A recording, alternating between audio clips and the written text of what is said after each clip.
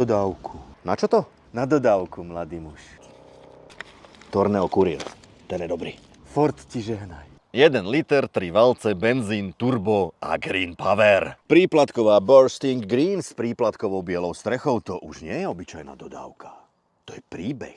Vpredu o tom, ako vyzerať moderne a svietiť po starom, z boku o dynamike Grinča a s čapicou od taťku a priamo zozadu, ako by do ňoho drcol rušeň. Nádrž má 45 litrov a spotreba z katalógu 7,1 verne zodpovedá realite tu vonku.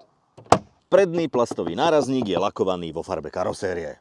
Prekrásne. A ten zadný varila myšička metalízu, tomu dala a na tento sa vysrala. V reči čísiel dĺžka 4343, potiahne 1000 a otočí sa na 10,7. Vo vnútri je kuriér veľký a úložný.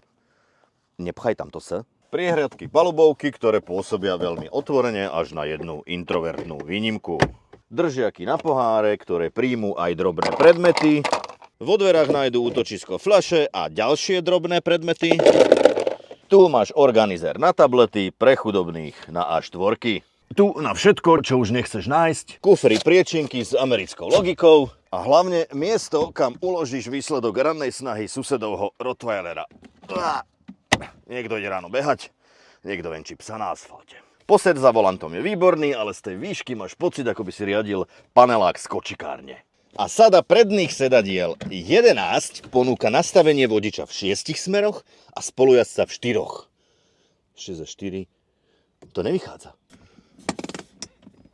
Zásadné zistenia z testu sú, že podvozok a riadenie sa po americky povedia good. Že brzdy pri parkovaní kúšu, že tieto slonie uši plošne zaslonia všetky slnka a prilahlé žiariče. Obrovské sú, no prievané z toho. Klíma má povahu agresívneho mrazáku a ani 24 stupňov pre ňu nie je údaj hodný tepla. Že s kufrom musíš narábať ako kanadský drevorúbač. Son of a bitch! A že na tento držiak musíš dať iný držiak, aby si tam mohol dať mobil. Kufor má najpomalšie otváranie, úžasnú dieru,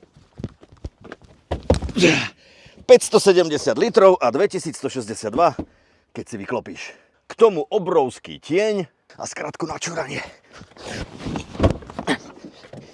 Výbava Active má najviac a keď chceš vedieť čoho, máš dve možnosti. Ak máš spotené tielko, rozjedené čipsy a životnú prioritu lenivosť, klikaj na Ford.sk alebo vojdi do